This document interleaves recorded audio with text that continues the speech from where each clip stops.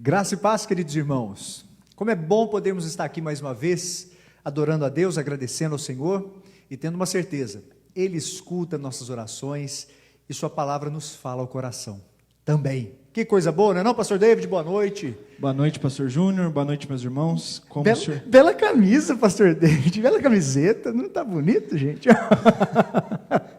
Como o pastor Júnior falou, é um privilégio estar com vocês mais uma vez.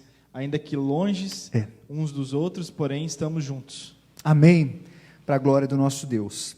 Você que está em sua casa e pode chamar outras pessoas, faça isso nesse momento, chame aqueles que você puder, compartilhe essa live com outras pessoas. Você está no Facebook, compartilhe, mande para diversas pessoas. Eu vou fazer isso aqui agora do meu smartphone, faça do seu também, compartilhe com o máximo de pessoas possível. Compartilhe nos grupos que você faz parte. Você que está no Instagram, compartilhe. Mande esse aviãozinho, essa setinha que está para o lado direito, na parte inferior aí do vídeo. Compartilhe com diversas pessoas que você acha que de alguma maneira pode ser abençoada nessa noite, através de uma reflexão nesse tema. Uma igreja aprovada.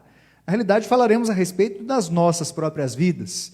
Aquilo que a palavra do Senhor nos aponta como ser uma pessoa aprovada. Como não estamos sós nesse mundo, o nosso pedido é para que Deus nos oriente a saber como ser uma igreja aprovada por Ele. Convido você desde já, pegue sua Bíblia, pegue um caderno para anotações, um bloco, uma agenda, faça isso nesse momento. Eu creio plenamente, Deus tem algo a te dizer nessa noite, a te falar ao coração nessa noite. Assim como tem sido ultimamente, nessa noite não será diferente. Até rimou. Vamos orar, pastor David? Convido você que está em sua casa, ou na casa de alguém que você conhece, ou talvez em um outro lugar que não é sua casa, peça para que Deus te abençoe, acalme seu coração nessa hora, fale com Deus, é tempo da gente louvá-lo e bendizê-lo. Vamos orar, pastor? Eu vou orar em nome de Jesus. Nós te louvamos, Santíssimo Deus e Eterno Pai, porque no Senhor estão os nossos sonhos, os nossos desejos, nossos planos. No Senhor está a nossa confiança, no Senhor está o nosso descanso, no Senhor está a esperança de que dias que são vividos, não são vividos alheios à vontade do Senhor, ó Deus. Bendito seja o seu nome. Além disso, nas suas mãos estão também os nossos dias que ainda não foram vividos. Está o amanhã, cremos que o Senhor já está no amanhã. Cremos que cada um dos nossos dias já foram escritos e determinados quando nenhum deles havia ainda. Bendito seja o seu nome. Suplicamos em nome de Jesus, fale conosco. Nós precisamos ouvir a sua voz. Nós dependemos de ti e clamamos para que o Senhor esteja sobre nós, em nome de Jesus. Amém. Pastor David, alguém já está online aí ou não? Já temos aqui 30 pessoas conosco. Tem aqui a Rita Lamosa. Prima, tudo bem, querida? Mande um abraço para o pessoal de Santos, do Guarujá. Não cobiçarás a cidade do seu próximo, né? Se bem que vocês não estão podendo ir na praia, né? Ainda mais está meio frio. Mas... A terceira igreja mandando oi, pai. Quê? A terceira igreja mandando oi, pai. Mariana, Alice, quem é que está com o meu celular em casa? Vocês, por favor, não fiquem comentando oi, pai, a Brisa, a Daphne, a Mani, mandando tchau para as primas. Mariana. Não é a primeira vez que isso acontece. Que bom que vocês estão online, Papai ama vocês. Que Deus os abençoe, em nome de Jesus. Aline, Cleuzinha, Helena, a Luísa, a Karina, a Edna, Marcelão, que está conosco aqui também. Diegão também lá na farmácia, conectado conosco. Maravilha, que coisa boa. Eu queria que... Está todo mundo rindo aqui agora e a gente não consegue segurar o riso. Vocês não veem o que acontece nos bastidores. Já estou suando, Que maravilha. Vocês dois sumam para lá, que senão eu vou ficar rindo, olhando para vocês, seus legais. Vamos para algo que é sério, que faz com que o nosso coração até estremeça diante de Deus. Queria convidar você a abrir comigo sua Bíblia no Salmo de número 42. Na semana passada, ou semana retrasada, nós lemos esse texto. Eu queria que você lesse comigo os 5 primeiros versículos do Salmo 42. Livro de Salmos, no Salmo de número 42.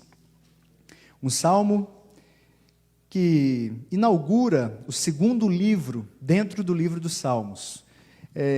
São divididos em porções, né, o livro de Salmos. Eu queria que você lesse comigo o que está escrito. Um salmo que começa até de uma forma, alguns leem de uma forma romântica esse início, mas logo percebem que o salmista está passando por momentos de altos e baixos. E queria que você olhasse para esse trecho que leremos como um trecho muito comum ou muito possível a cada um de nós. Um momento onde nos achamos perdidos de Deus. É como se o salmista tivesse ali revelando o seu coração que em um determinado momento ele se perdeu de Deus. E é por isso que o seu coração anela tanto pela presença do Senhor. Acompanhe a leitura desse texto. Vamos fazer aquele jeito? Versículos ímpares, versículos pares, e o quinto versículo nós lemos juntos. Beleza. Combinado? Combinado. Assim está escrito na palavra do Senhor. Como suspira a corça pela corrente das águas, assim por ti, ó Deus, suspira a minha alma. A minha alma tem sede de Deus, do Deus vivo. Quando irei e me verei perante a face de Deus? As minhas lágrimas têm sido meu alimento dia e noite, enquanto me dizem continuamente: o teu Deus, onde está? Lembro-me destas coisas e dentro de mim se me derrama a alma, de como passava eu com a multidão de povo e os guiava em procissão à casa de Deus, entre gritos de alegria e louvor, multidão em festa. E as perguntas são feitas. Por que estás abatida, ó minha alma? Por que te perturbas dentro de mim? Espera em Deus, pois ainda o louvarei. A Ele, meu auxílio e Deus meu. Essas perguntas são enfáticas, são não apenas simbólicas, elas são repetidas também no versículo 11. O salmista dá-nos a entender que ele não perdeu a crença em Deus, mas a experiência de se encontrar em Deus parece que tinha sido perdida. Você já se sentiu assim? Você já teve essa impressão de que de alguma maneira parece que Deus se distanciou? Sempre a gente acha que Deus se distancia, mas na verdade, quem se distancia somos nós. Ah, pastor, será que a gente pode se separar de Deus? É claro que não. Mas o apóstolo Paulo nos adverte de uma maneira que, de certa forma, dá-nos a entender que podemos nos esfriar, podemos nos afastar, podemos inclusive calar aquilo que seria a voz do Espírito Santo de Deus em nossas vidas. E isso é terrível, irmãos.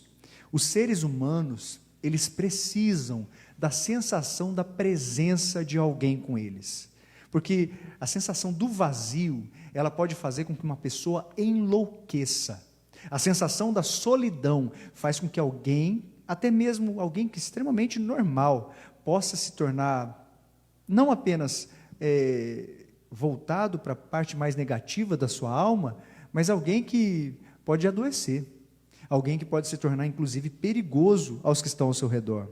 Parte interessante nisso é que o salmista retrata isso aqui no segundo versículo, e no primeiro versículo ele dá a entender que ele precisa tanto da presença de Deus, tanto do amor de Deus, quanto o seu próprio corpo anseia, necessita por água.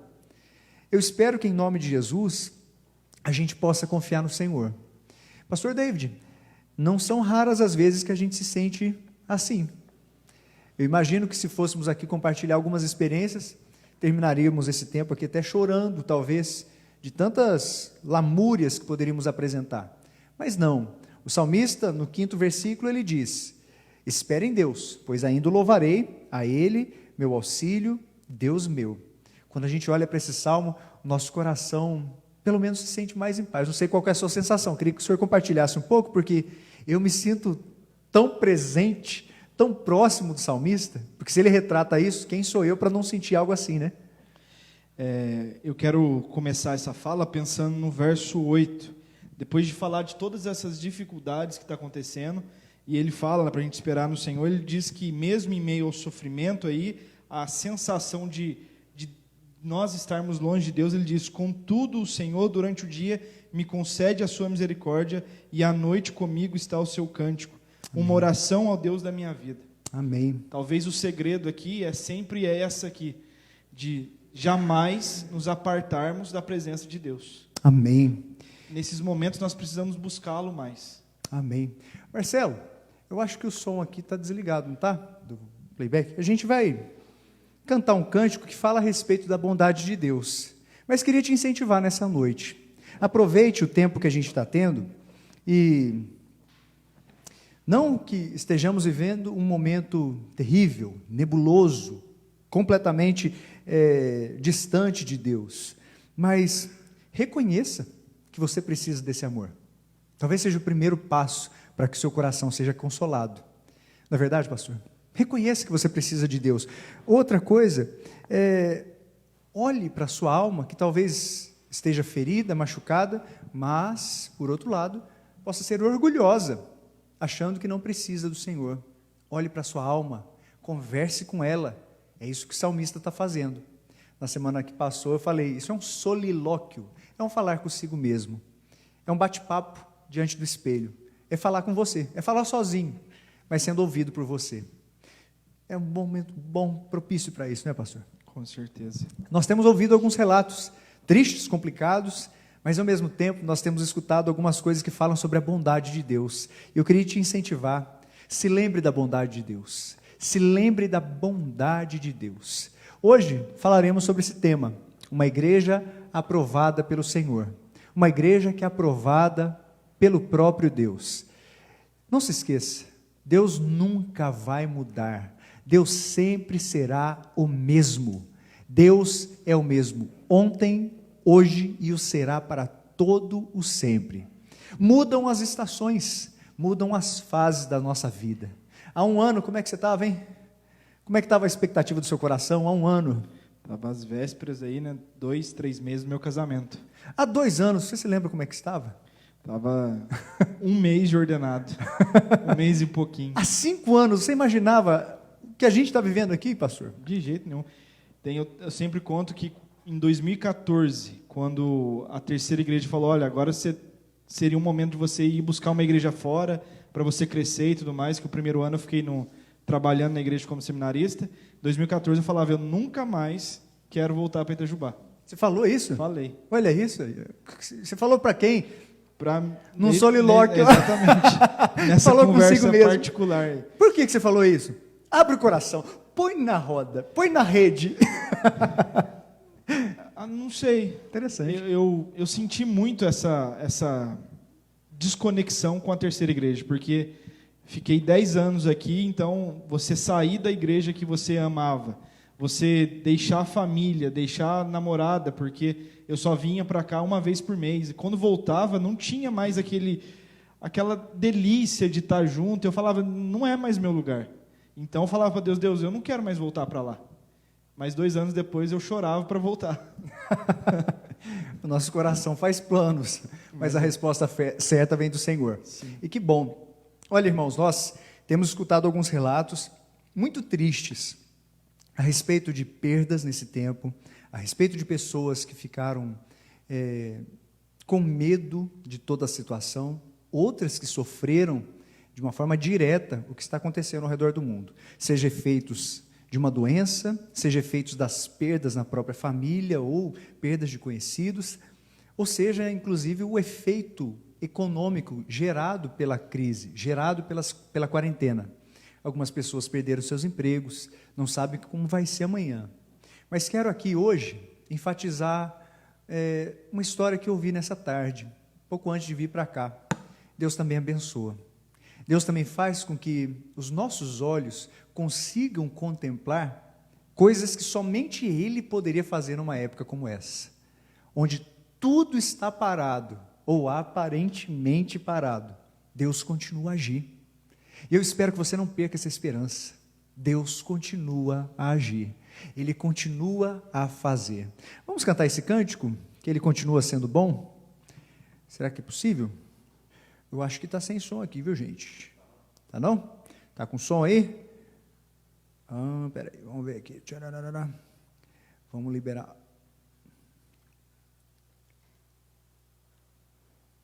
Tá não, tá com som não. Não saiu o som não. Agora vai sair, gente. Agora vai sair. Vocês estão aí? Vocês estão vivos? Quem está morto é o computador aqui. Ou aquele que opera o computador.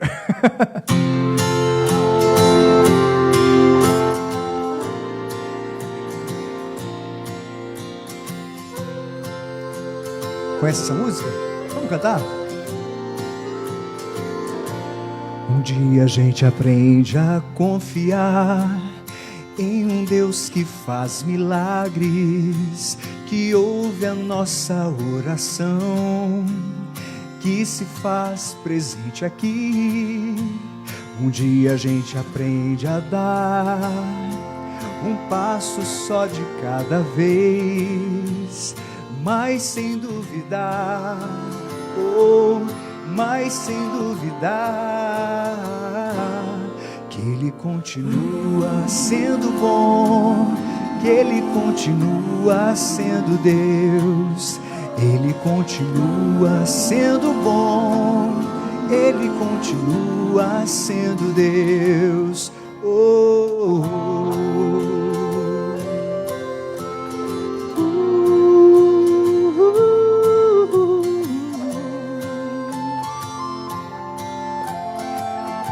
Essa é a parte mais difícil. Então chega o dia de viver tudo que se aprendeu e a enxergar até o que não se pode ver. Chega o dia de entender, até ouvir um não de Deus, mas sem duvidar, mas sem duvidar,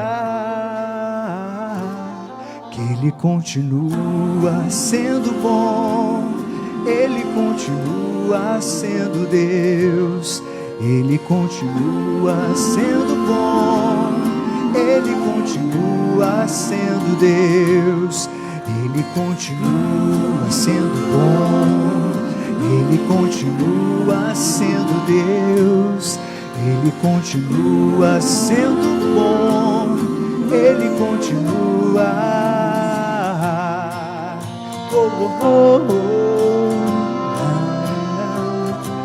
Pode dizer o mesmo, pastor? Com certeza. Vamos cantar? Capricha aí, vamos cantar junto. Ele continua.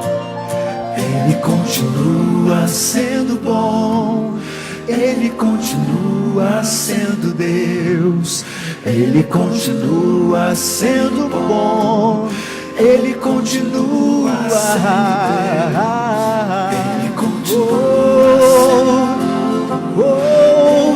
Ele é bom o tempo todo, nosso Deus é bom, sempre bom, sempre bom.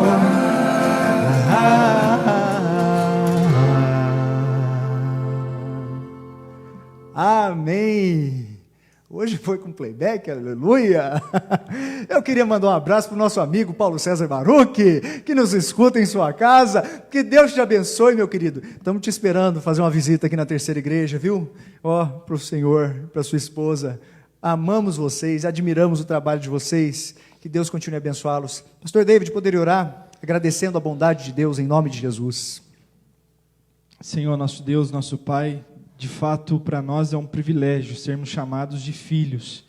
Obrigado porque o Senhor, na sua eterna bondade e misericórdia, nos escolheu, tem caminhado ao nosso lado, sem jamais nos abandonar. Obrigado, que essa convicção possa ser cada vez mais latente no nosso coração, de que temos um Deus que caminha conosco, que nos chama de filhos, mas um Deus também extremamente bom. É certo que a palavra bom perde todos os efeitos quando nós colocamos para o Senhor esse adjetivo. Mas nós temos convicção que a bondade do Senhor é extremamente poderosa, extremamente ampla em nossas vidas. Obrigado porque o Senhor tem sido bom não apenas para comigo, mas com aqueles que estão ao nosso redor e com a nossa igreja. Por isso nós nos alegramos nessa noite, pela sua bondade e pela sua misericórdia. E nós cremos, Senhor, que veremos a bondade do Senhor até os nossos últimos dias. Amém, aqui Deus. Nessa terra. Em nome de Jesus. Amém. Amém.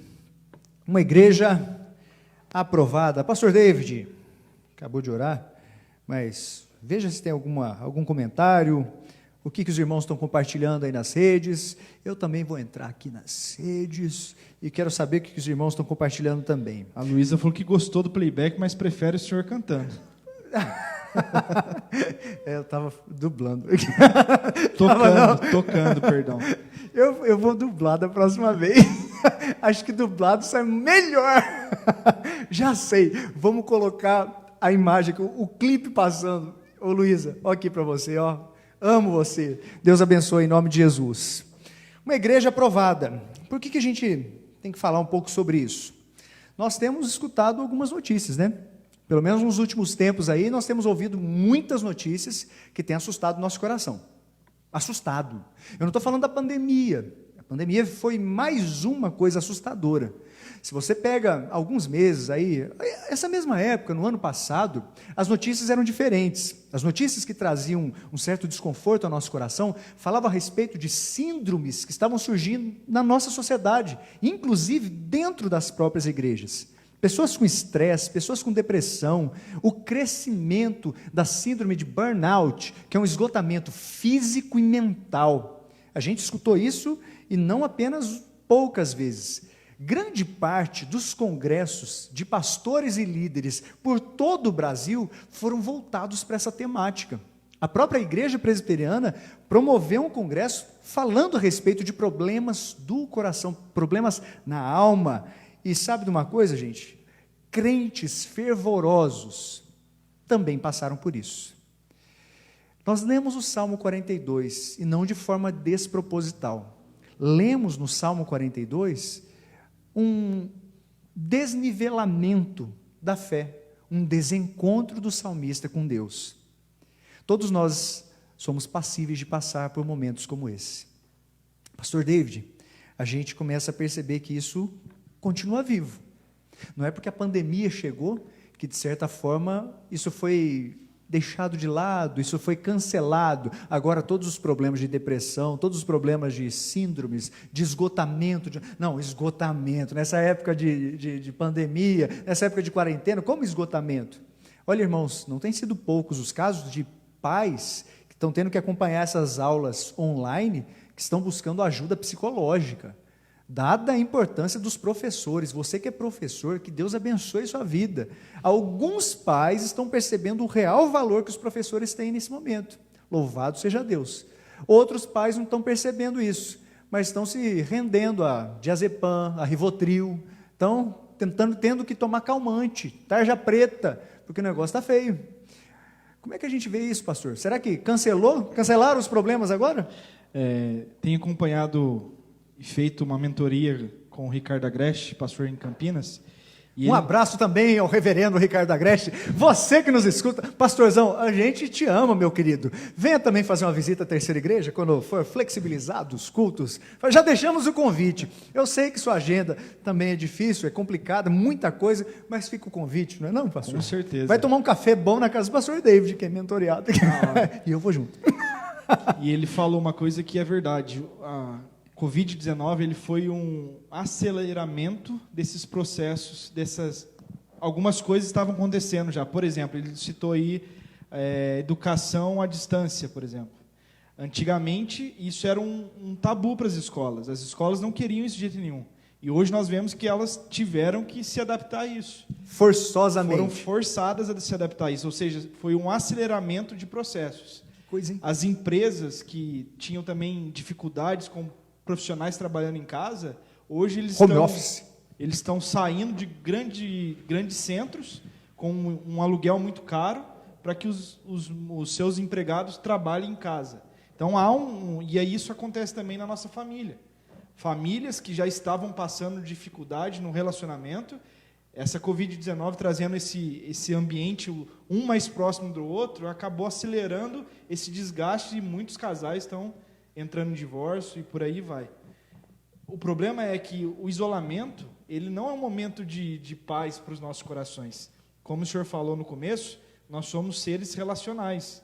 Nós não podemos ficar sozinhos, porque isso acarreta muitas coisas. E ficar sozinho acelerou esse processo de burnout, de depressão, de síndrome do pânico e tudo mais. É fato.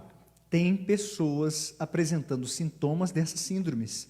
Pessoas que não estão deixando seus terapeutas em paz. Olha, irmãos, não são poucos os casos. Nós poderíamos trazer aqui um apanhado desse tempo específico, mas eu não gostaria de simplesmente causar um susto em cada um de vocês. Quero, inclusive, cumprimentar todos que estão nesse tempo, tendo que ficar em casa para trabalhar. Louvem a Deus, queridos irmãos. Você que está precisando fazer o seu trabalho de forma remota, louve a Deus, porque existe um computador, existe uma internet, e você tem um emprego. Agradeça a Deus nesse tempo. Para alguns tem sido difícil, porque a gente acompanha alguns pais durante as aulas das crianças, pais que estão trabalhando e que têm, ao mesmo tempo, que está dando atenção ali para os filhos, de forma remota também aprenderem alguma coisa. E o pai que está no telefone, de repente, está pedindo já para a filha, está botando ali, fazendo... E tem gente que perde paciência ao vivo. Cores! Não façamos isso, por favor, aqui, em nome de Jesus. Caiu até a água agora há pouco aqui. Aqui é mais fácil a gente começar a dar risada que começar a ficar bravo, né? Louvado seja Deus. Mas você que está tendo que trabalhar fora, louve a Deus, fora da sua comodidade na empresa. Louve a Deus porque você tem um emprego. Você que está sem emprego, por favor, não deixe de confiar em Deus.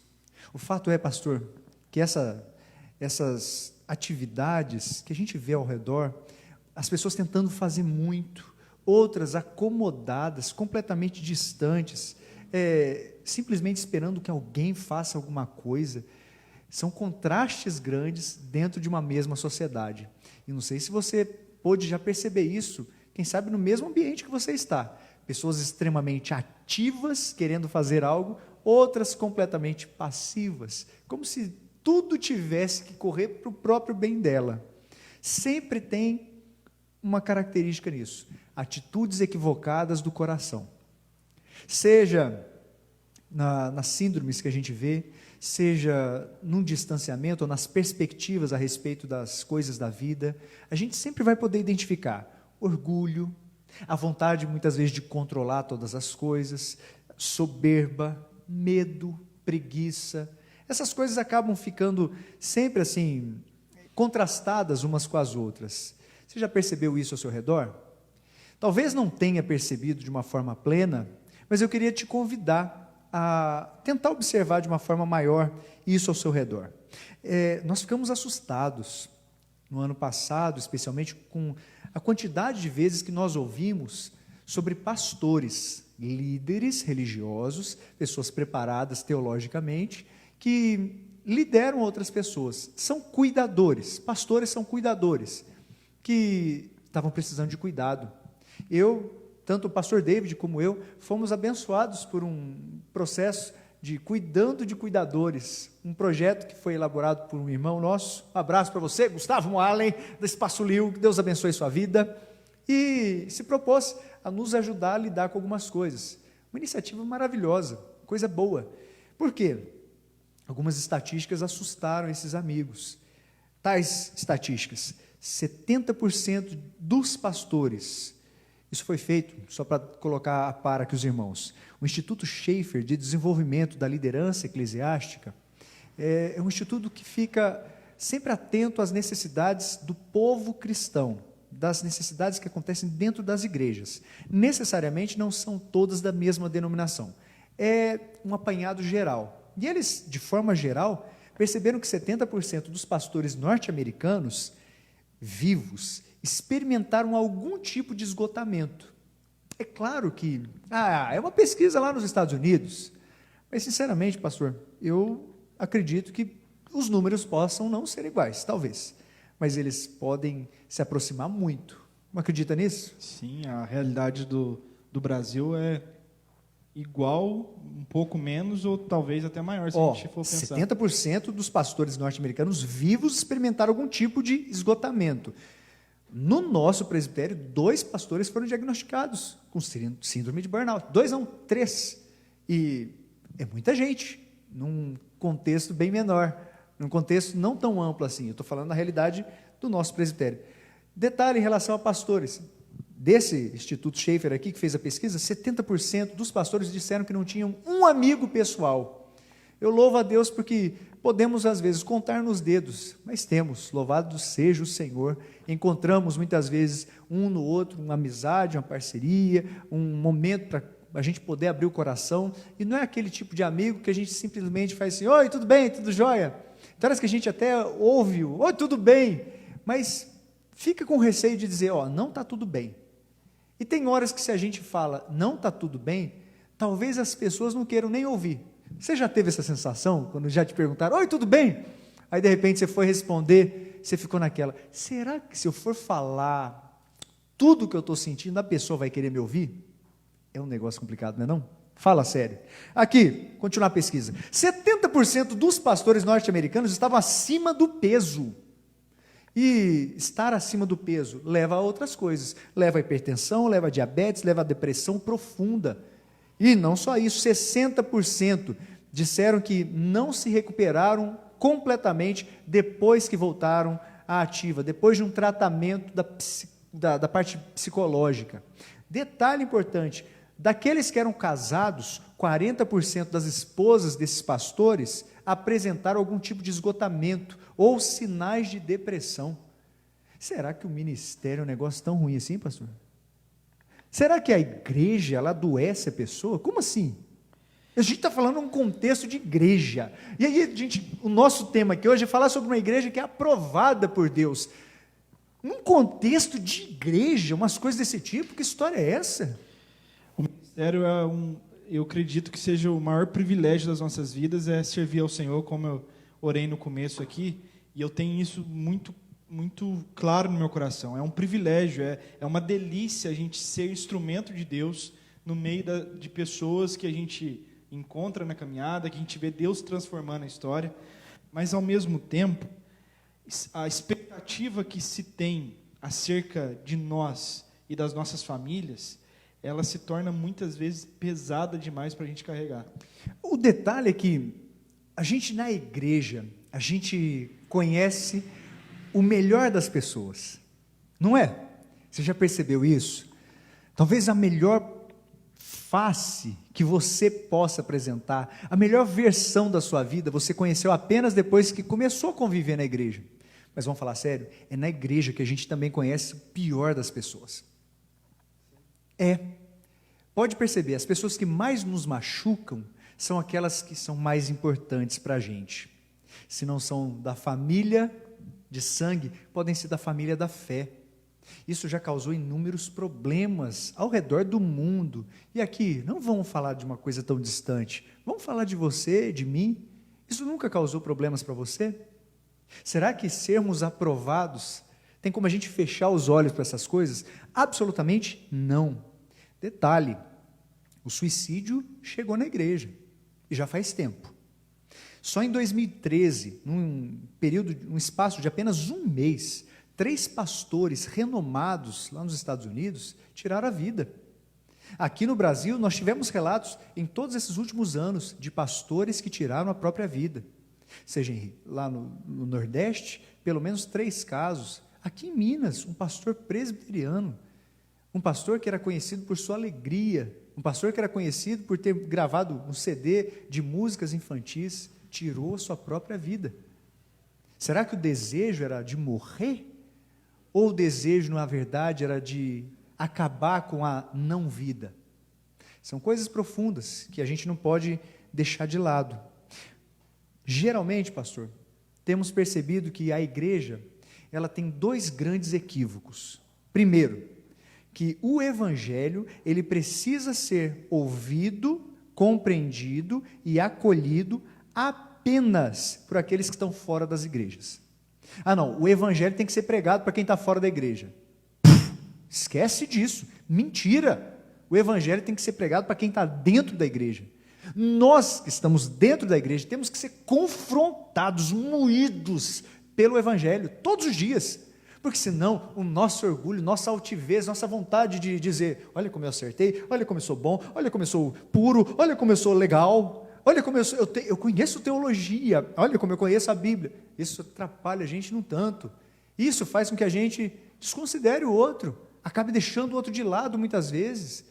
Vamos falar sério, o nosso egoísmo é muito grande, a nossa vontade de acertar também, mas é um equívoco. Achar que o evangelho tem que ser pregado só para fora da igreja é um grande equívoco. O outro seria dizer que a religiosidade evangélica é boa, todas as outras são ruins, mas a religiosidade evangélica é uma coisa boa.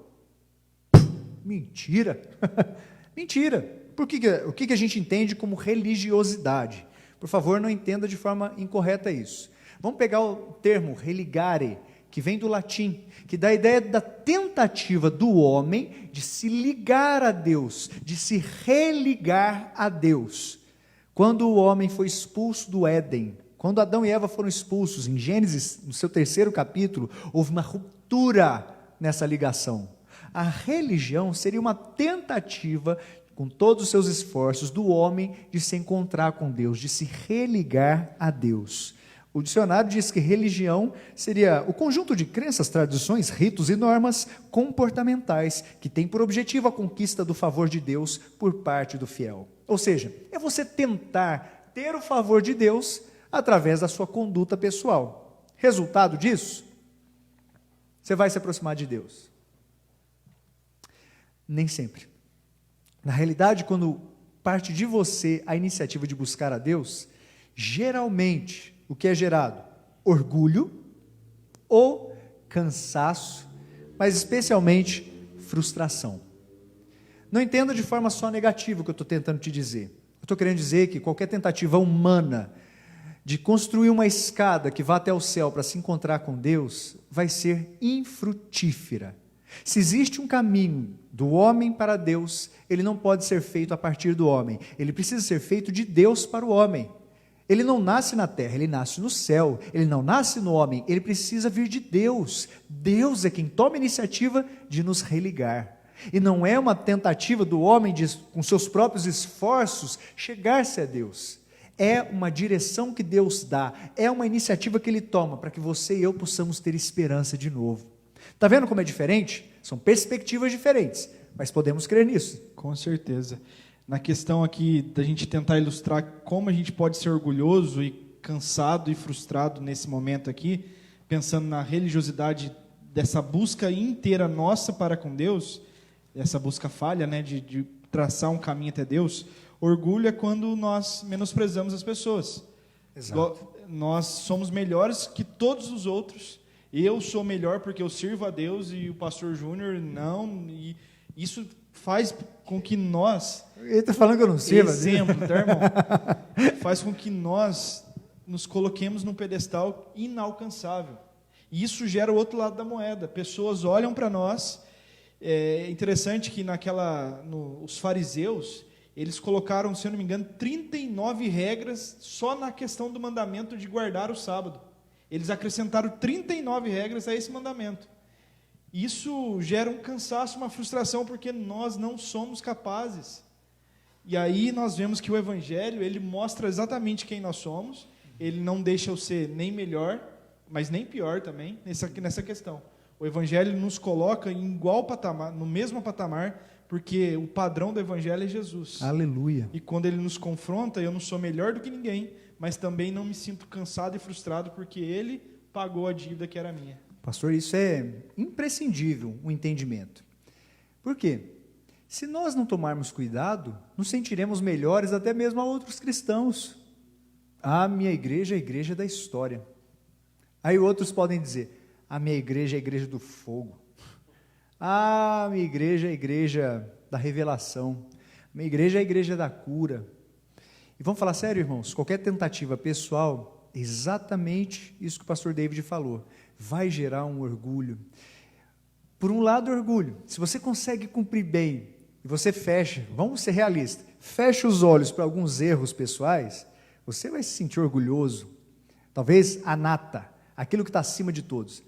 Mas se você começa a enxergar os seus erros, a gente vai para um estágio de frustração tão grande, que é como se todo mundo tivesse próximo de Deus e eu nunca conseguisse me aproximar dele.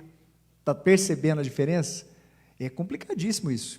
Que Deus tenha misericórdia de nossas vidas. Eu queria que nós lêssemos um versículo apenas de um trecho bíblico. Está na segunda epístola de Paulo a Timóteo, no seu capítulo 2, no versículo 15. Segunda epístola de Paulo a Timóteo, no seu 2º capítulo, no versículo 15. Queria que você prestasse muita atenção nesse texto. Uma vez fui a um congresso de pastores e líderes, e escutei uma mensagem do reverendo Ronaldo Lidório, que falava muito a respeito disso. E, por ocasião, achei propício compartilharmos alguns pensamentos do pastor Ronaldo Lidório aqui nessa noite. Não está do jeitinho que ele falou.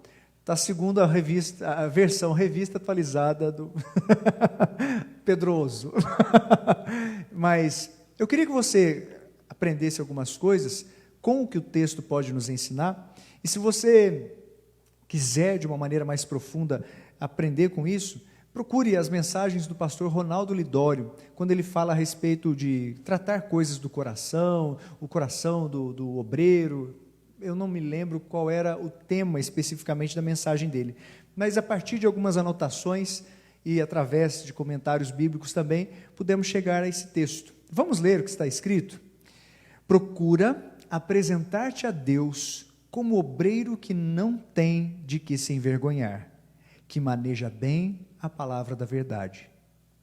Mais uma vez, procura apresentar-te a Deus aprovado, como obreiro que não tem de que se envergonhar, que maneja bem a palavra da verdade. Apóstolo Paulo falando a quem? Importantíssimo notar. Timóteo. É a segunda vez que ele escreve a Timóteo. Paulo, nesse caso, por mais de uma vez, fala para que Timóteo cuide das coisas do seu coração. Essa, para você que não sabe, foi a última carta que o apóstolo Paulo escreveu. Paulo não escreveu essa carta numa condição qualquer. Assim como a carta aos Filipenses, Paulo estava preso. Ele escreve a carta, pouco tempo depois ele é decapitado. É a última carta que ele escreve. Não de uma forma domiciliar, ele está preso, ele se encontra num cubículo escuro, frio, com uma troca constante, diária, de soldados que ali ficavam cuidando dele. E ele tinha uma convicção muito clara, o tempo de sua vida estava se esgotando. Paulo tinha uma clara consciência disso. Essa seria a última de suas cartas.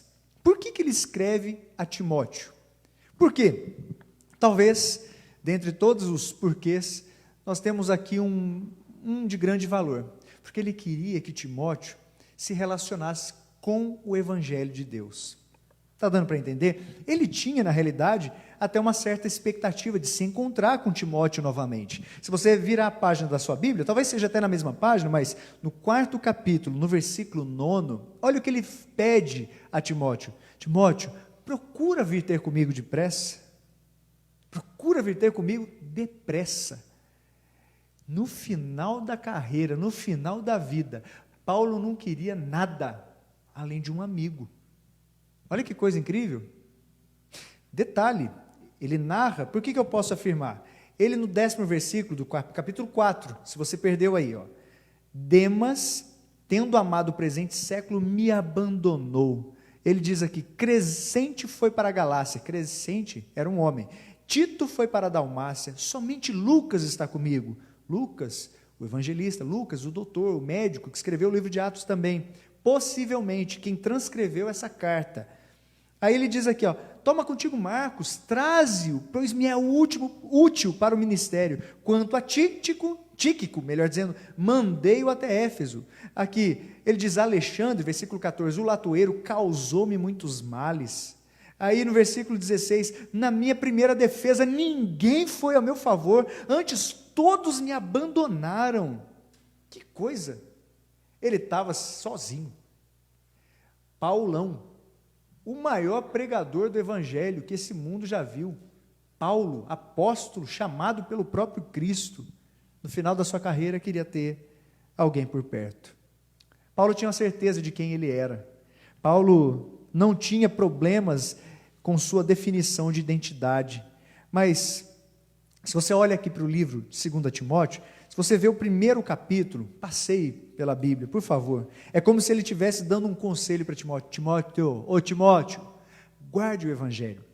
No segundo capítulo, você vai ver, talvez de uma maneira mais enfática, Timóteo, sofra pelo evangelho. Terceiro capítulo, Timóteo, permaneça no evangelho. E o quarto capítulo seria um resumo, como se dissesse, Timóteo, pregue o evangelho. Paulo estava querendo ensinar Timóteo a se relacionar com o evangelho. Percebe? Olha que coisa preciosa. Não era apenas uma atitude do coração, mas um trabalho no reino de Deus.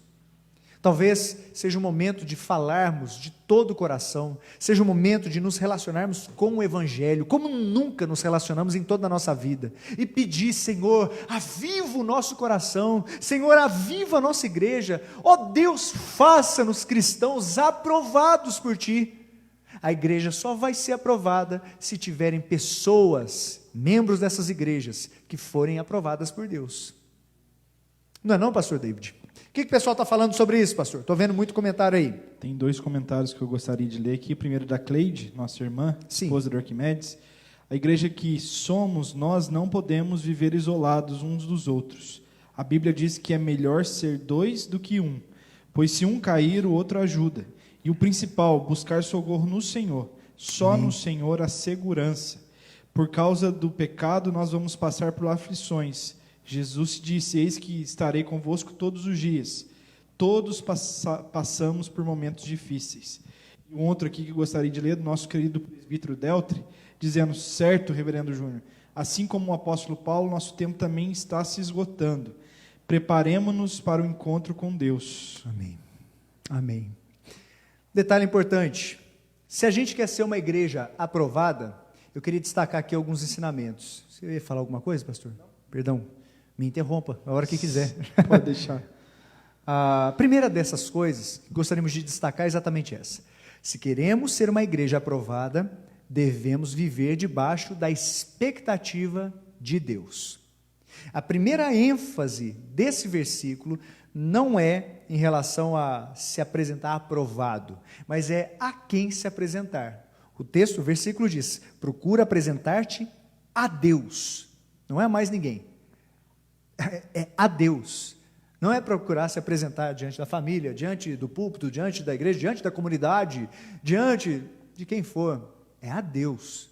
Então aqui, a ênfase de Paulo é, apresente-se, Timóteo, a Deus.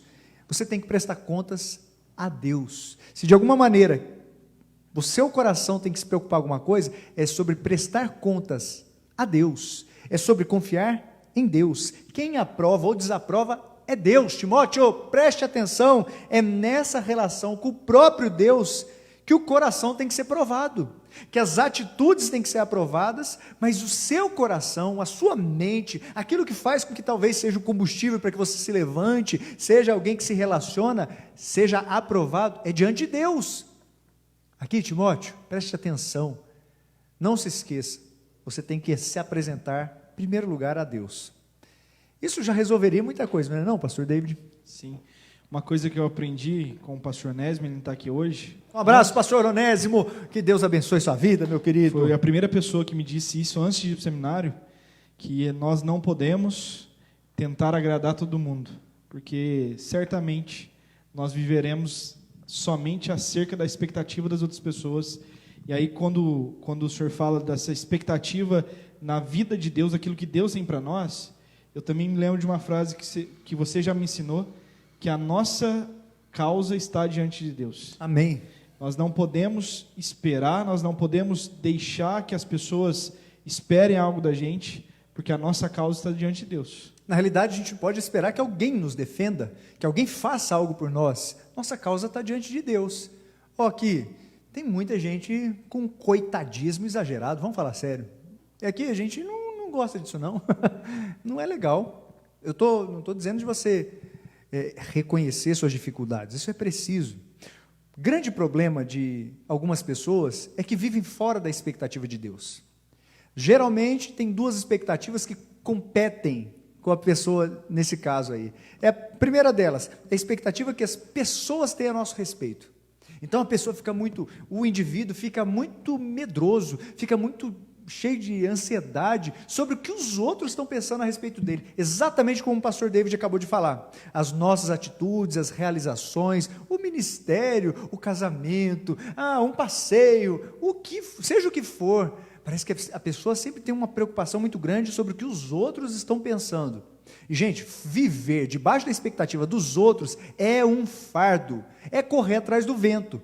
É realmente viver um negócio que não tem como você cumprir. É ter um propósito, uma meta na sua vida que não tem jeito de você, de alguma maneira, ser feliz. É dificílimo. Isso aprisiona as pessoas, né? Eu já conversei com várias pessoas que tinham a expectativa que a outra pessoa pensava algo a respeito dela que ela fazia mal para a pessoa, sendo que nem houve uma conversa e talvez a pessoa do outro lado da conversa nunca tinha pensado isso. Tem pais que projetam seus sonhos na vida dos filhos e, por vezes, causam um estrago tremendo na vida daqueles que eles deveriam mais tentar proteger.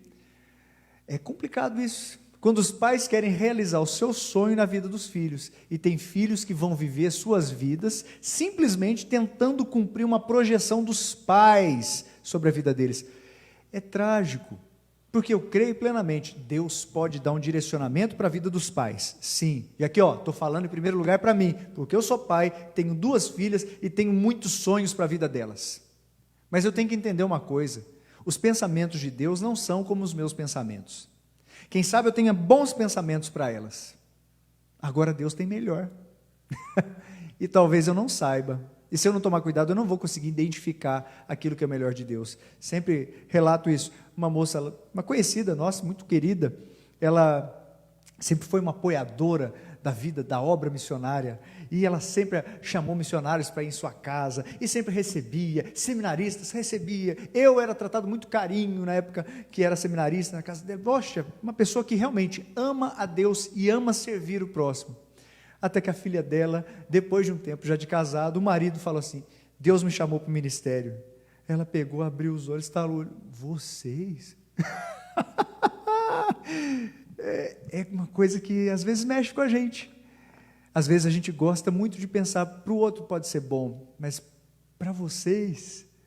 E a gente tem que tomar cuidado. Eu não posso, quando eu era adolescente, meu sonho era ser jogador de futebol. Eu não posso projetar esse sonho na vida das minhas filhas. Eu não posso. Eu queria muito ser médico, eu não consegui. Então, minhas filhas têm que ser médico agora. Eu não posso fazer isso, porque Deus tem um chamado para a vida delas. O pai de Abraão não foi chamado por Deus para sair da terra dele, mas Abraão foi. Detalhe importante, quando Abraão foi chamado, ele era casado. E Sarai foi junto. Foi junto, caminhou com ele. Que coisa boa. Outra expectativa equivocada não é a expectativa que os outros têm a respeito da gente. Mas, pastor David, uma expectativa complicadíssima. É uma expectativa que nós temos a nosso próprio respeito. Como é que faz? Já aconteceu contigo? De se frustrar com as expectativas que você tinha a seu próprio respeito? Coisas que a gente vai fazer. Esse ano eu vou fazer isso. Esse ano eu vou ter isso. Nesse ano eu vou realizar isso. Esse ano está provando um monte de sonhos aí, sonhos, projetos, algumas projeções. Olha, só a quantidade de casamentos que tiveram suas datas mudadas não foram poucos. A gente tem que ter muito cuidado com as expectativas que temos a nosso respeito, porque senão a gente, por vezes, não vai conseguir suprir e a frustração vai ser grande demais. Sabe o que é o pior? Por vezes é transferir a grande insatisfação com a nossa condição, é transferir essa frustração que temos com os nossos projetos que se tornaram falidos, é transferir isso para Deus e falar assim, o Senhor não me ama, o Senhor não cuida de mim, o Senhor não permitiu que acontecesse. Cuidado, não seja um daqueles que fazem isso, em nome de Jesus, cuidado. O pessoal do Instagram, daqui a pouquinho está caindo o nosso sinal, mas já vai recomeçar. Gente, pessoal do Instagram, acabamos de receber aqui no ponto eletrônico, a bateria do smartphone ali está acabando, estamos sem o carregador hoje. Se você puder, migre para o Facebook. Se não puder, logo após o término da live, nós colocaremos, tanto no Instagram como no YouTube, também essa reflexão que estamos tendo aqui. Queria enfatizar com vocês o seguinte, Deus não nos ama pelo que fazemos. Deus não te ama pelo que você faz. Deus não vai te amar por aquilo que você conseguir realizar. Se Ele nos amasse, talvez a religiosidade teria sentido. Se Ele nos amasse por aquilo que fazemos, aí teria sentido da gente tentar, da gente fazer alguma coisa para alcançar Deus. Mas Ele não nos ama pelo que fazemos. Deus te ama, Deus nos ama por aquilo que Cristo fez. Esse é o meio pelo qual o amor de Deus pode, de alguma maneira, alcançar o nosso coração. É por aquilo que Cristo fez. Isso precisa ficar muito claro. Timóteo, você tem que se apresentar a Deus. Viva debaixo da expectativa de Deus. Pare de lutar contra você mesmo. Pare de esperar demais na expectativa dos outros. Você nunca vai conseguir alegrar todo mundo, Timóteo. É como se Paulo estivesse dizendo isso. Paulo, de certa maneira, está convidando Timóteo. Timóteo, viva debaixo da expectativa de Deus. Você e eu devemos viver debaixo da expectativa de Deus. Pastor David, um dos maiores causadores de desgaste é tentar viver debaixo da expectativa dos outros. Isso é depressivo, isso é loucura, isso vai fazer com que a gente se torne um esquizofrênico nas nossas ações, porque tem uns que querem que a gente seja de um jeito, tem outros que vão querer que sejamos de um jeito completamente diferente. Seja a expectativa dos outros, sejam as minhas expectativas. A gente vai acabar entrando num espiral aí de loucura. A má orientação dessas expectativas acaba ordenando as nossas atitudes. E se a gente não olha direito para quem realmente deve ser o alvo da expectativa das nossas vidas, irmãos, infelizmente, a gente vai entrar num momento muito difícil. Pior, a gente pode entrar até em competição um com o outro. Eu vou viver debaixo da expectativa. Vamos dar um exemplo aqui pessoal, hein? Pastor, somos pastores da mesma igreja, ainda tem o pastor Onésimo. Se a gente começa a entrar em competição um com o outro aqui, não, vou ser um pastor melhor que o pastor David, eu vou ser um pastor melhor que o pastor Onésimo, e vamos ser aqui melhores pastores. Eu tenho que fazer minha vez aqui. Meus irmãos, a gente não está aqui para competir um com o outro. E eu espero que você fique muito satisfeito, em paz com isso, e tenha plena certeza, não estamos em competição uns com os outros. Pastor Onésimo, pastor David, pastor eu. Não estamos. Não estamos em competição com outros pastores de outras igrejas. Vamos fazer uma live aqui, a nossa live tem que ser assim, nossa live tem que ser... Nós não estamos em competição com outras igrejas. Nós agradecemos porque tem pessoas de outras igrejas que acompanham o nosso comentário aqui, o nosso bate-papo. Essa live durante a semana era mais descontraída, ela mais informal, mas não estamos em competição. Eu espero que você tenha certeza disso. Você, eu, toda a igreja, nós precisamos prestar conta somente a Deus. Eu espero que isso fique gravado no seu coração. Eu esperava ouvir um amém, sabe? Amém. Eu vou ler esse amém depois ali, com a graça de Deus. Uma igreja aprovada. Tem alguma coisa a compartilhar? Fala aí, pastor. Vamos direto. Uma igreja aprovada deve viver debaixo da expectativa de Deus. Uma igreja aprovada tem a sua identidade definida por Deus. Aí é que começa a ficar mais legal. Aprofunda um pouco mais. Procura apresentar-te a Deus aprovado. Esse é um detalhe importante. Não é apresentar-se de qualquer maneira. Aprovado. A nossa identidade, ela é definida por Deus. Eu falei que Deus não nos ama por aquilo que a gente faz. Ele nos ama por aquilo que Cristo fez. A nossa identidade, então, ela não é definida pelos títulos que recebemos, pelas funções que executamos, nem tampouco assim, pela intelectualidade que podemos apresentar, ou pela produtividade que vamos aqui demonstrar para todos vocês. A nossa identidade é definida pelo nosso relacionamento com Deus. Eu costumo dizer que o maior diploma que pode ter na nossa vida é o de ser discípulo de Cristo. Nós podemos ter mestrado, doutorado, sermos os crânios da teologia, mas se esse diploma não estiver pendurado no nosso coração, todos esses vão ser queimados e vão se perder durante a história. Você começa a prestar atenção nisso e não tem como não ser confrontado. Irmãos, nós não somos quem as pessoas dizem que somos. Nós não somos quem nós achamos que somos. Nós não somos quem os amigos ou inimigos podem achar que somos. E nem tampouco nós não somos quem o diabo diz que somos. Nós somos o que somos, aquilo que Deus diz. É nesse relacionamento com Deus que vamos saber de fato quem somos. Deus te conhece, Deus me conhece de uma forma como ninguém. Isso é, ao mesmo tempo que alegra, dá um constrangimento, dá um confronto tão grande no nosso coração, porque se Deus me conhece tanto como só Ele pode conhecer, como é que Ele me ama? Como é que pode amar um traste como eu? É legal porque é nesse relacionamento com Deus que o Júnior aqui é Júnior. Nesse relacionamento com Deus não tem um PR ou Heavy Júnior. É nesse relacionamento com Deus que eu não sou olhado simplesmente como filho, ou como marido, ou como pai, ou como amigo. É nesse relacionamento com Deus que Ele conhece cada uma das minhas ações, mas também das minhas intenções. É nesse relacionamento com Deus que, na realidade, eu acabo entendendo que todos os dias da minha vida já estão escritos e determinados quando nenhum deles ainda havia. Olha que coisa incrível! É nesse relacionamento com Deus.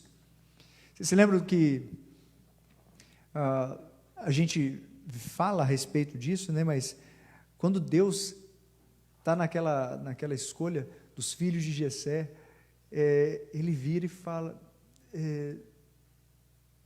não atentes para a sua aparência ou para essa altura, porque o Senhor não vê como vê o homem vê o exterior, porém o Senhor vê o coração. Não foram os irmãos de Davi, por mais que fossem notáveis os escolhidos, foi Davi, até o que tinha sido deixado de lado, que estava no meio do campo apacentando ovelhas, que foi escolhido por Deus. Quem verdadeiramente somos e como verdadeiramente estamos, só Deus sabe. Por isso, procura apresentar-te a Deus aprovado.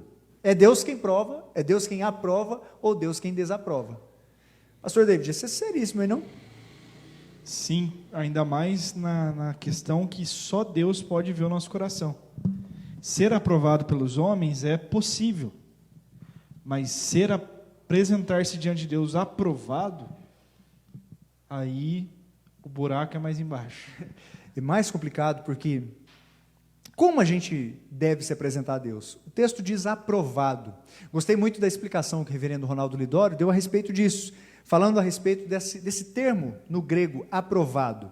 Tem algumas expressões que, em suas variações, o edokmos, ou no caso aqui, edokmon, como obreiro aprovado, como que não tem do que se envergonhar. Dokmon, a palavra grega, é a mesma palavra que dá origem ao termo medida certa. Aprovado, medida certa.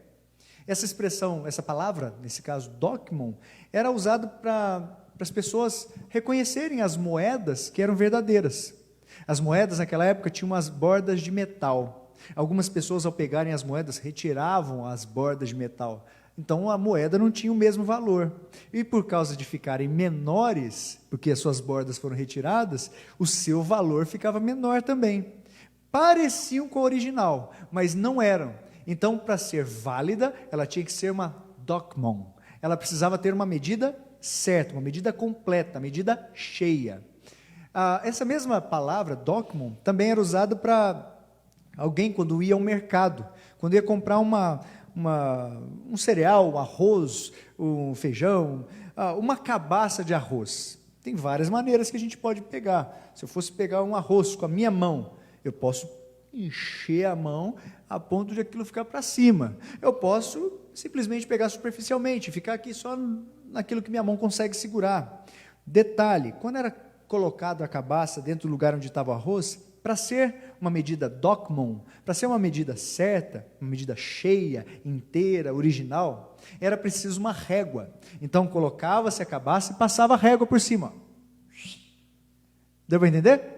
Ali tinha uma medida certa daquela cabaça. Não era nem mais, nem menos. Era uma medida com a régua. A régua dava a medida certa. Isso é legal porque quando a pessoa estava comprando aquela medida que tinha a régua passada, aquilo era a medida certa. E é disso que o apóstolo Paulo está falando para Timóteo. Timóteo, não é nem a mais nem a menos do que Deus quer. Um obreiro aprovado significa um obreiro que está na medida certa de Deus. Nem excessos, nem negligência, nem fazer muito, nem fazer pouco demais. Medida certa de Deus. Isso é viver debaixo das expectativas de Deus. Olha que coisa linda. Está dando para entender ou não? Eu espero que sim. Qual é a medida? Essa é a pergunta que você tem que fazer nesse momento, para o seu coração. Qual é a medida de Deus para as nossas vidas hoje? E aí? Tem coragem de dizer aí, pastorzão? Qual a medida de Deus para as nossas vidas? Algumas são gerais. Qual a medida de Deus para as nossas vidas? Viver num período de quarentena, viver numa época que está acontecendo uma pandemia e corre-se notícias, boatos de que novas pandemias podem surgir. Essa semana surgiu uma notícia na internet dizendo que tem uma doença do porco lá que pode vir de novo da China. Misericórdia! E não pode, talvez, estar tão longe isso da gente, não? E se vier? Você vai amar mais a Deus ou vai amar menos? E aí? E se não vier mais nada? E a partir de agora gozarmos de uma saúde intacta, não tem nada que possa nos atingir, se a saúde ficar boa, e aí? Como é que você vai ficar também diante de Deus? Pergunta para você, qual é a medida de Deus para a sua vida hoje? O que Deus está te chamando a viver hoje? O que Deus me chamou a viver hoje pode ser muito diferente do que Deus chamou o pastor David para viver hoje. Que coisa, hein? E olha que as nossas perspectivas podem ser parecidas, mas tem horas que elas são completamente diferentes. Deus sempre nos chama a viver esse tempo com Ele. Nós não podemos, nós não devemos viver na medida de Deus da outra pessoa. O dogmon, a medida certa de Deus para a vida do pastor David é diferente do dogmon para a minha vida. É isso que você tem que entender. O que Deus chamou o pastor David a viver nesse momento pode ser muito diferente do que Deus te chamou a viver. E olha que coisa, e viver debaixo da expectativa de outra pessoa é horrível, mas tentar viver a sua vida debaixo da medida de outra pessoa não é horrível, é pecado. Você está entendendo como é que é complicado? Pastor David, nós nem fomos aí acessar o que os irmãos estão falando. A nossa irmã Luísa fez uma colocação aqui que eu acho que vale ressaltarmos. Deixa eu só pegar aqui. Eu não estou conseguindo acesso a nada disso aqui, sabia? O que entristece e preocupa é o esfriamento do relacionamento da família por conta dessa pandemia. E isso está adoecendo as pessoas e, pior, a própria família não está dando conta disso. O medo está dominando e a pergunta que fica é se conseguiremos voltarmos nos relacionamentos. Nossa família é projeto de Deus. O fato é, há coisas que têm nos distanciado. E se vamos voltar piores ou melhores, eu acredito que tudo isso tem uma influência direta do quanto a gente entende que é a medida de Deus para as nossas vidas. Pode ser que a gente não consiga identificar, nem mesmo no meio disso tudo, qual que é a medida de Deus para a gente.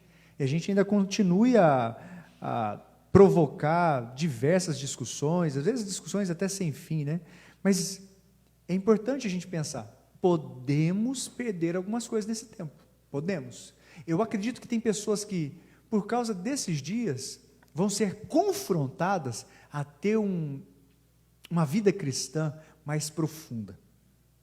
Acredito plenamente nisso. Eu mesmo tenho sido desafiado todos os dias a ter uma fé mais vívida. Não sei se você está entendendo o que eu quero dizer. Acredito também que é possível que pessoas nunca mais pisem na igreja, porque possam dizer, eu não preciso ir na igreja, tem live.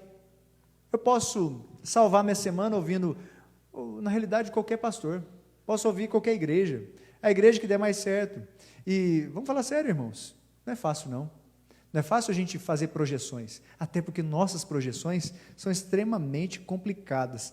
Tem erros, pastor David, que são muito comuns nessa ideia da gente viver a medida certa de Deus. 2 erros extremamente comuns. Um é o exagero. É achar que a gente tem que fazer mais do que aquilo que Deus nos pediu para fazer no momento. Você já passou por isso? Tem gente que é assim. É impressionante. A pessoa tem um coração de servo. A pessoa tem um coração que transborda carinho e amor pelos outros. Mas talvez você está fazendo mais do que deveria fazer. Você talvez se identifique com isso, ou conheça alguém assim. A pessoa tem ótimas intenções, ótimos desejos no coração, mas em algum momento, essa intenção ela pode ser pecaminosa, porque ela pode ser movida por orgulho. Eu vou fazer mais, eu vou mostrar que eu sei fazer melhor, eu vou mostrar quem faz direito. Não entenda, por favor, não estou falando que você fazer o seu trabalho com excelência, fazer aquilo que você toca as mãos, tem que ser feito com excelência em todo instante. Mas o que eu estou querendo dizer é o cuidado que a gente tem que tomar para que não faça as coisas só para receber elogios depois. Não faça as coisas só para receber aplausos. Ah, mas fizeram isso, mas fizeram aquilo. A pergunta não é até onde eu posso ir. A pergunta certa aqui é até onde Deus mandou eu ir. Você está entendendo o que eu quero dizer? Pastor, a gente fica numa crise, porque a gente tem que lidar com isso aqui todo dia. Tem ou não tem? Sim, é profundo demais isso. E isso também pode estar ligado à nossa identidade. Exato.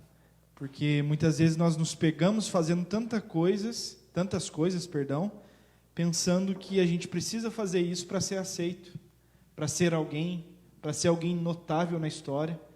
Só que no Evangelho, esse notável na história é Jesus. Ele é a medida certa. E é isso que nós precisamos entender, que nós precisamos fazer, estarmos sensíveis àquilo que Deus deseja de nós. Amém. Tem muitas coisas que são necessárias, são importantes, mas Deus não nos chamou para fazermos. Essa acho que é a frase. Deus não nos chamou para fazer algumas coisas. Um outro erro, é o exagero. Se tem o exagero, tem o outro lado da moeda. Qual é? Negligência. O que seria negligência? Fazer menos do que Deus nos mandou fazer. Se o lado do exagero é fazer mais, a negligência é fazer menos. Geralmente também está ligado a pecado. Preguiça, indisposição, é não querer sair da zona de conforto. Está bom aqui, se eu fizer só isso, está jóia. Espera aí, a gente poderia aqui até falar, tem a quantidade de pastores, de gente que está no ministério, preguiçoso, que não é brincadeira.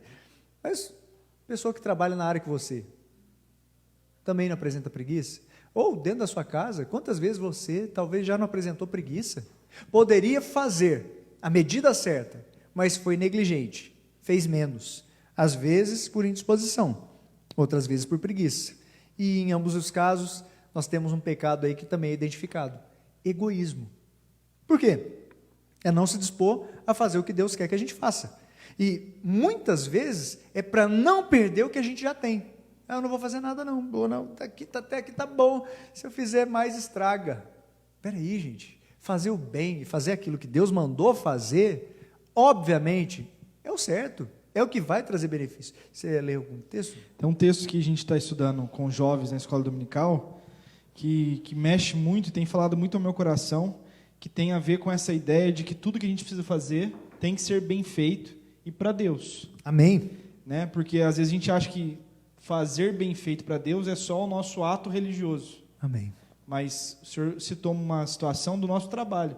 Eu já trabalhei numa fábrica que era nítido, e eu também já fiz isso, que a gente só trabalhava mais quando o patrão estava do lado.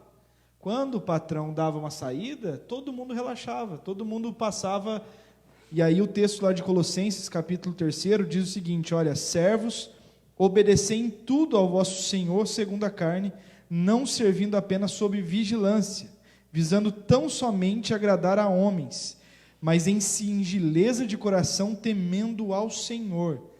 Tudo quando fizerdes, fazei-o de todo o coração, como para o Senhor e não para os homens, cientes de que recebereis do Senhor a recompensa da herança. A Cristo o Senhor é que estáis servindo, pois aquele que faz injustiça receberá em troco a injustiça feita, e nisto não há acepção de pessoas. E aí a outra moeda: senhores, tratai os servos com justiça e equidade, certos de que também vós tendes Senhor no céu. Mostra que, e tem muito a ver com tudo que a gente está trabalhando hoje, que nós precisamos fazer sendo aprovados por Deus. Não porque o presbítero está olhando, não porque a igreja está olhando, não porque o nosso patrão ou o nosso... Não, você porque você está olhando a gente, não. Exatamente.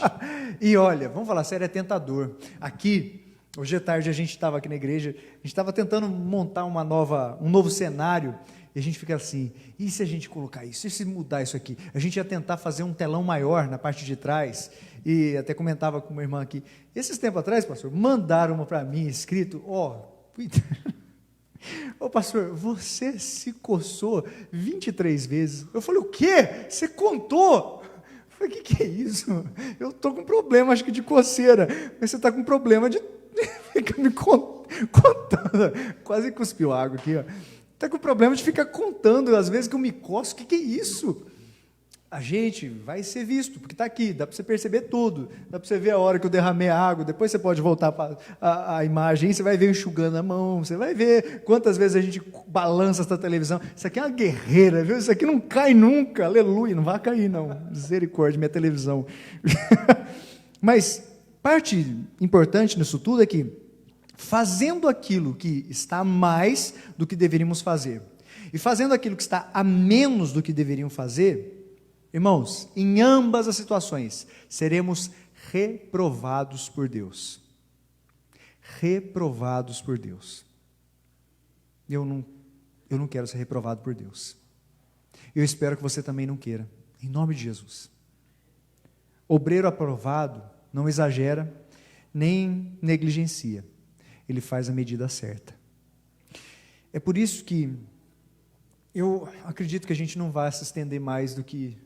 Teria um outro tópico, mas eu queria encerrar esse momento que a gente está aqui com pelo menos 3 considerações teológicas que a gente aprende através disso.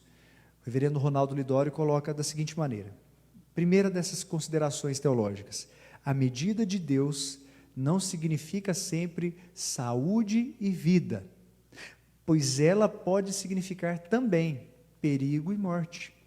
É a medida de Deus. Vamos falar sério. Estevão estava debaixo da medida de Deus? Estevão estava fazendo a vontade de Deus? Sim. Quando pregou o Evangelho? Estevão estava sendo usado por Deus naquele momento? Com certeza. Estevão foi coroado de flores, de aplausos, de elogios por aqueles que o ouviam? Foi coroado de pedras. Foi apedrejado até a sua morte. Eu não queria que você fugisse da tentativa de imaginar o que é um apedrejamento. Não é você tomar uma pedrada no braço, na perna, no dorso, não é nada disso. É você ver o seu corpo sendo coberto de pedradas tão fortes que vão tirar a sua vida.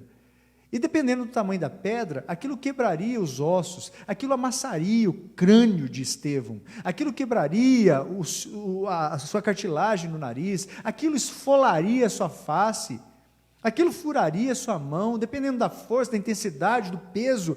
O fato é que ele morreu apedrejado, vivendo a medida de Deus para a vida dele. Por Deus ele foi aprovado. Por Deus ele viveu, nem o exagero, nem a negligência da sua vida. Ele foi aprovado. Só que a vida dele foi tirada por estar vivendo a medida de Deus. Por isso, você e eu não podemos nos esquecer. Viver a medida de Deus nem sempre significa ter saúde e vida. É isso que nos consola. Por incrível que pareça, é isso que nos consola. Sabe por quê? Não significa que Deus perdeu a mão, que Deus virou as costas para a gente quando a gente adoeceu. Não significa que Deus nos ame menos, só porque estamos sendo massacrados, por vezes pelas línguas alheias, pelos olhares condenatórios, ou simplesmente porque nenhum remédio faz mais efeito na minha saúde. Deus não nos ama menos por causa disso. Se essa é a medida de Deus para a sua vida, se essa é a medida de Deus para a minha vida, eu tenho uma certeza, eu serei um obreiro aprovado pelo Senhor. Eu estou vivendo debaixo da expectativa de Deus, e minha identidade está sendo definida nada mais, nada menos do que pelo próprio Deus. Você está entendendo o que queremos dizer nesse momento, queridos? Se a medida de Deus, nesse caso, for sacrificial, é a medida de Deus. Deus não erra, Deus não falha. Mais uma vez, faço questão de mencionar o caso dos leões, que na cova não devoraram Daniel. Deus fechou a boca dos leões. O mesmo Deus abriu a boca dos leões nas arenas do circo romano. Mães, pais, filhos, crianças de colo foram devoradas por essas feras assassinas, por essas máquinas de matar. Tiveram seus corpos dilacerados, e a multidão, sangue sedenta, olhando aquele espetáculo de horror, via braços sendo devorados, barrigas sendo arrancadas para fora, com todo o interior daquelas pessoas, suas vísceras sendo tiradas para fora, e as feras comendo, levando isso para um lado, comendo aquilo que tinha, dilacerando o rosto, comendo pé, comendo perna, arrancando as roupas, e tudo isso sendo visto, sendo um espetáculo de horror àqueles que assistiam. Deus permitiu que essa fosse a medida de aprovação daqueles, e Deus não passou a ser mal por causa da sua permissão. O mesmo Deus que fechou a boca dos leões para não devorarem Daniel, abriu a boca dos leões para que cristãos fossem devorados. A medida de Deus nem sempre é saúde e vida. Pode ser que Deus cure algumas pessoas, pode ser que Deus não cure você. Eu espero que em nome de Jesus, você não se esqueça disso. Deus não é definido por aquilo que nós percebemos dele. Deus está num nível tão superior, tão inigualável, que não tem como os nossos olhos pecaminosos e nossa condição de justiça pecaminosa analisarmos se é justo ou não. Nossa justiça vai estar sempre maculada, sempre suja, sempre amaldiçoada pela raiz pecaminosa. Então não dá para a gente entender o que é justo, perfeitamente justo. Irmãos, o fato é, se Deus colocou sobre os nossos ombros para que a gente carregue, é porque Ele fortaleceu esses ombros para carregar. Cremos nisso, pastor David? Com certeza. Se a gente perder a crença nisso, a gente vai desistir, a gente vai largar a mão de viver, aí vai vir síndrome de todos os lados. Mas se Deus colocou nos seus ombros, é porque Ele já te deu capacidade de carregar. Uma parte que eu fico impressionado é que eu não conseguiria carregar o que você está carregando, porque a medida de Deus é para você, não é para mim, e você não conseguiria carregar o que eu estou carregando. É por isso que você tem que se alegrar realmente quando seus irmãos se alegram. É por isso que você tem que se entristecer quando seus irmãos se entristecem. A gente tem que sentir a dor um do outro. Somos membros uns dos outros. Somos corpo, machucou aí, machuca aqui também. É a medida de Deus. Um texto que exemplifica essa questão da medida de Deus para cada um. Compartilhe. E que a gente sempre cita, principalmente o começo dele, que fala dos heróis da fé lá em Hebreus 11. Ele ressalta tudo aquilo que homens usados por Deus na história foram tremendamente abençoados, mas ele termina com essa outra medida, que nós nos esquecemos, principalmente na nossa geração, de um evangelho triunfalista. E ele termina lá no capítulo 11 dizendo, alguns foram torturados, não aceitando seu resgate para obterem superior ressurreição, outros por sua vez passaram pela prova de escárnios e açoites, sim, até de algemas e prisões, foram apedrejados, provados, cerrados pelo meio, mortos a fio de espada, andaram peregrinos, vestidos de peles de ovelhas e de cabras, necessitados, afligidos, maltratados. A lista é grande. E é impressionante o verso 38 que diz, homens dos quais o mundo não era digno, errantes pelos desertos, pelos montes, pelas covas, pelos antros da terra. Nós não temos... Dá até vergonha, gente. É interessante porque nós não temos nem o nome desses homens, mas a Bíblia cita que eles eram conhecidos por Deus, porque eram homens que não eram dignos, que essa terra não eram dignas deles. Que coisa. Percebe? Nem mais nem menos a medida de Deus. Uma segunda consideração teológica que a primeira, a medida de Deus não significa sempre saúde e vida, pode significar perigo e morte. A segunda é, em geral, a medida de Deus, ela envolve o equilíbrio entre trabalho e descanso, entre labuta e pausa. É importante a gente pensar nisso. O próprio Senhor Deus, Criador dos céus e da terra, criou e fez questão de ter um sétimo dia. Podia ter 6 só, mas Ele fez questão de ter o sétimo dia, que era para o descanso. Precisa existir equilíbrio. Precisa existir um equilíbrio. Trabalho, descanso. Labuta, pausa. Verifique na sua vida se a sua identidade realmente tem se encontrado nessa cadência, nesse equilíbrio que Deus nos chama a ter.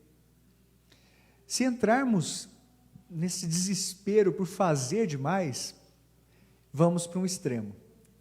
Se não fizermos nada, vamos para outro.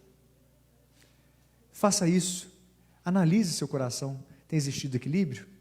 E por último, uma terceira colocação, uma terceira realidade teológica é: a autoridade de Cristo está com aqueles que fazem o que Deus quer, na medida que Deus quer.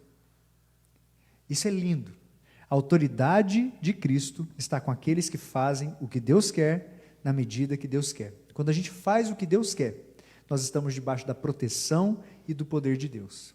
Quando a gente faz o que Deus quer, Deus vai nos revestir de força, assim como revestiu a vida de Estevão, assim como já revestiu a vida de homens e mulheres que não têm seus nomes citados, e aqui suas vidas serviram de inspiração para que o texto bíblico nos fosse deixado. E é impressionante como é que Deus nos fortalece quando a gente faz a vontade dEle, quando a gente está no lugar certo, quando a gente está na hora certa. É impressionante, Ele vai fortalecer, é inexplicável. As pessoas vão ficar se perguntando: o que é isso? Como que consegue tirar força? Como é que não vai se entristecer? Como é que não vai falar nada a respeito disso? Irmãos, a gente não precisa de muitas coisas, a gente só precisa estar na medida de Deus. A gente só precisa estar realmente sendo aprovados por Deus, lugar certo, na hora certa. Isso é viver a medida de Deus. Você crê nisso? Eu espero de todo o coração que sim. Meu desejo é que o Senhor Jesus nos abençoe. Vou seguir a orientação de viver na medida de Deus.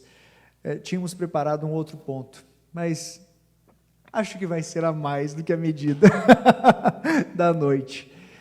Eu espero que Deus te abençoe, que o seu coração possa ser abençoado através de uma reflexão como essa. Queremos ser uma igreja aprovada. Uma igreja aprovada é uma igreja que se apresenta a Deus. Uma igreja aprovada é uma igreja que não faz nem mais nem menos.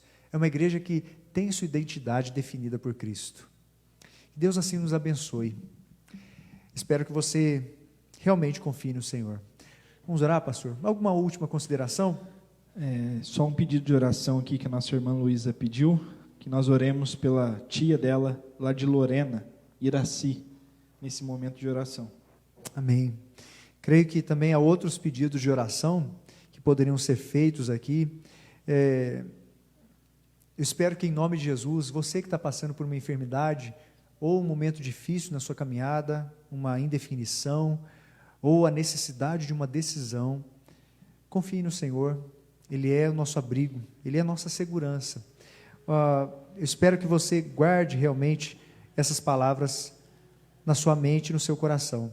A palavra do Senhor é riquíssima, riquíssima.